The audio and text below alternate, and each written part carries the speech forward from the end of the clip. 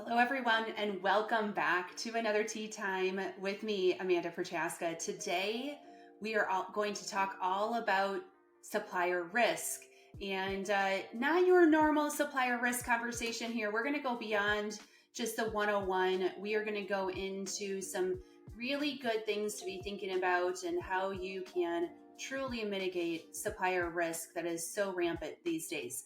So, cheers. Let's go ahead and get started.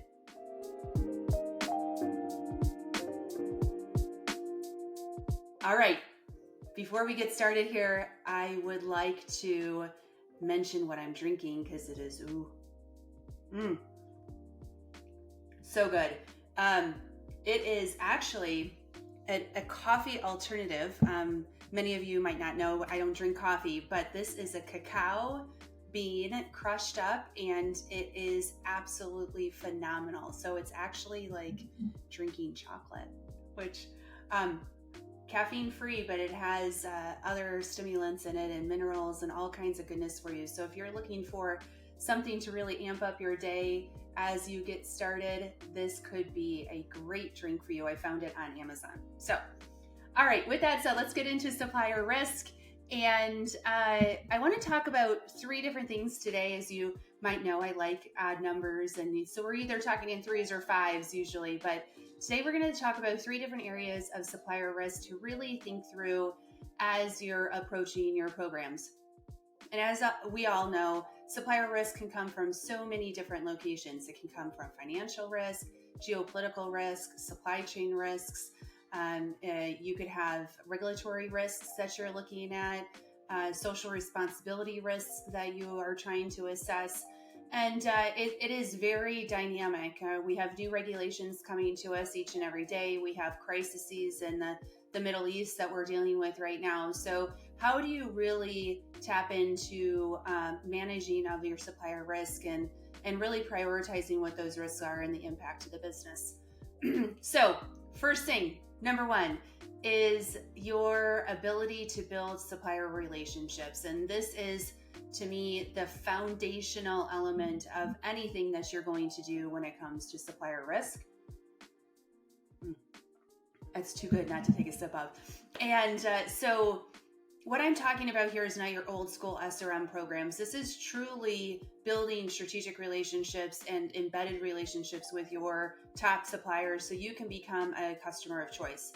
I tell this to people all the time, but really when you think about your supply base and those critical suppliers to your ability to meet your customers' needs, you really need to think about them as an extension of your capability, kind of like an employee, right? You have wonderful people on your team.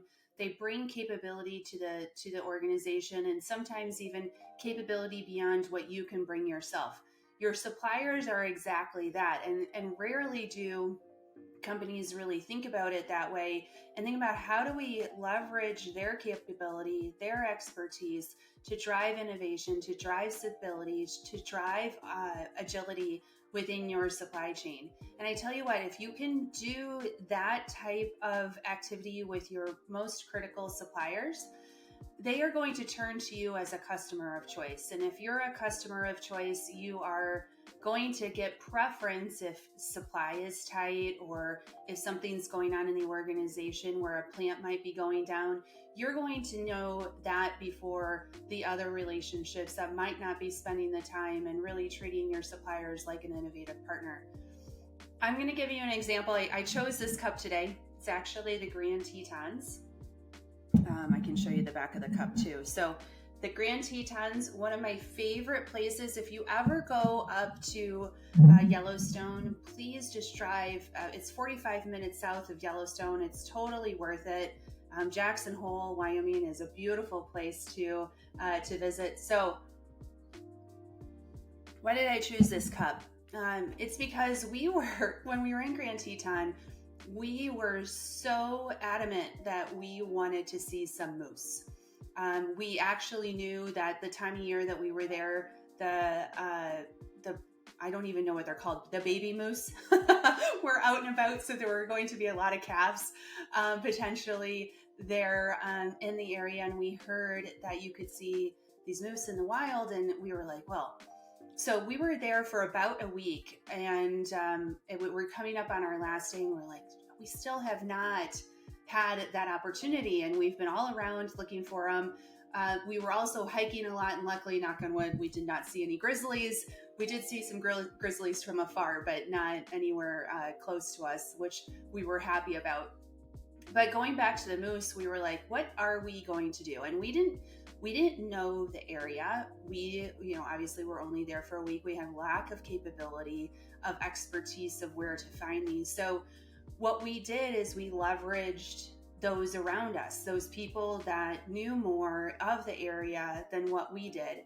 And so we were having lunch and at a restaurant, and we started asking the waiter and the person at the bar and all these other people around, like, where can we find these moose? We want to see them.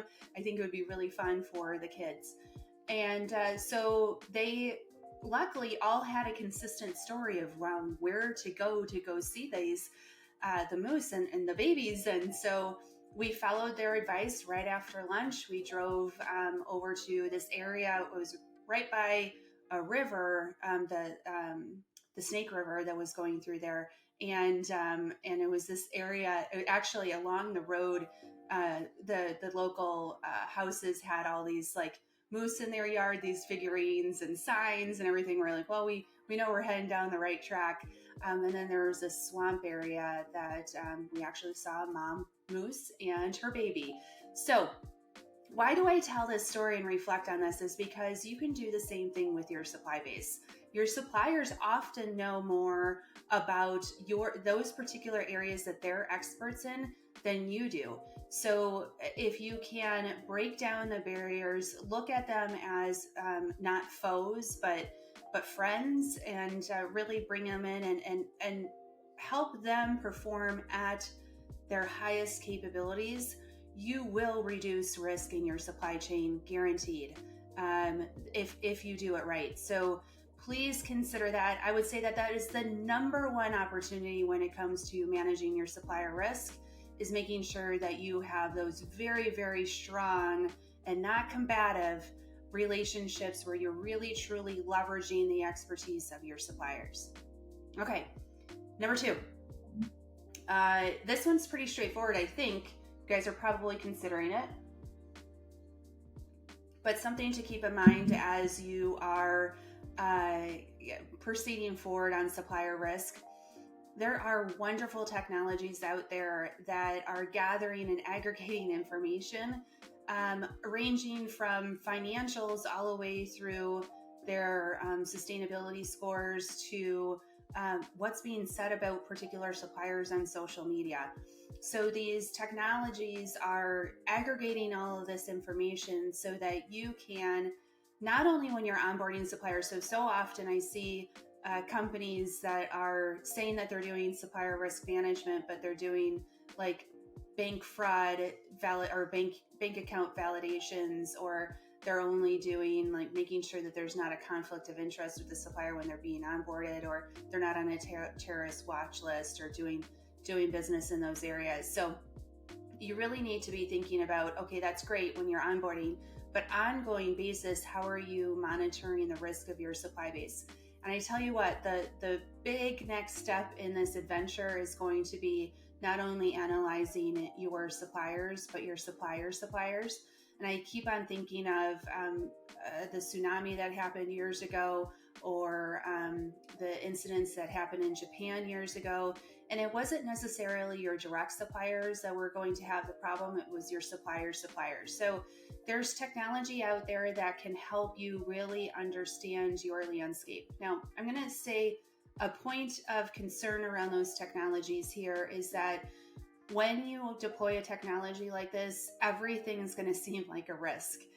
Your supplier, there's going to be risk, plenty of risk that you can analyze within your supply base, but it's really going to be important for you to not only gain that visibility, but strategically understand what actions you're going to take as a result of all of these now newfound insights that you have about your suppliers, and eventually your suppliers, and so forth. So often when we go through and we implement a technology like this, companies are overwhelmed by the possibility of all these risks and try to mitigate all of those risks, which is just not, frankly, worth everyone's time. If you're doing point number one really well and you now have all of these insights, then you can really be strategic about what of those risks you're really going to action and create a mitigation plan around. Okay, number 3, another sip because I could drink that all day long. The third area of supplier risk that I really want to focus on and is the process around supplier risk. And I touched on mitigation plans in my last point, but what we see most often is we have clients who have deployed a supplier risk tool or technology. Sometimes they're fairly old school, like it's just a financial review of your suppliers, and that's about it. But some newer technologies are out there that are getting deployed, and we still kind of see the same results where you have now these insights, but you're not doing anything with them. So when it comes to supplier risk, I think it's really important to have a strategy around how you stratifying those risks and what are you really doing to mitigate them. And this is the hardest part because some of these technologies have a place in the technology where you can actually build out your mitigation plan. You can put together where who's going to do what, kind of a workflow or a mini project plan around how you're mitigating that risk. But in all reality, if people don't action it, then you're going to get lackluster results. And when it comes to mitigating risk, that risk might not ever happen, but at least if you have a process in place and people who are accountable for it and it's part of their job responsibilities, it goes off much more effectively. So an example, early on in my career, we had someone on our team who was accountable for supplier risk management. And at the time, it was only really financial risk, but it was mitigation of those risks was not embedded into the sourcing managers, my role at the time, their job responsibilities. So every once in a while I would get from this lovely man who I'm sure was doing a great job, he would get an alert. He would send it over to me because that supplier was in my scope. And then I frankly didn't know what to do with it. It was like, oh, well, that's nice to know, but are we really going to move away from them? Or should we take this out to source? Or how much time do we really have between now and when this risk is going to be there? So if you're trying to proactively manage risk, you really need to make sure that it's well understood by the people that need to mitigate the risk, what steps they need to take to be successful in doing that, and truly having it scoped within the role. Now, the other thing is most of these risks you're not going to proactively do anything with. They're just going to happen. There's going to be something that occurs across the world, whether it's weather related or unfortunately conflict related, and those things are just going to happen. And you're going to need to have a process around, okay, when that does happen, let's just say we have a huge blizzard in the Midwest, we need to understand how that's going to impact our shipments. Well, that's something that you can't really proactively do. I mean, you can maybe forecast it a little bit, but you need to be able to have a process around who's going to be accountable for mitigating that, who are the people in your organization that are going to have questions about that weather event or any other event that has just happened, and how are you going to gain insights from the technology that you've installed and then from your suppliers that you have those strategic relationships with. So at the end of the day, I think the hardest part about supplier risk is understanding that process. You can get the visibility now through technology. You can build those strategic relationships, which is a little bit outside of the norm, but not that hard to do. It really comes down to what's the process when you're trying to proactively mitigate risk, and then when risk happens and you need to have those insights now, and then what do you do with them? And whose role is that going to be on the team to make sure all of that happens? It could be dispersed across your organization. It could be centralized, but really thinking through what that looks like for your organization. So we're happy at Wonder Services.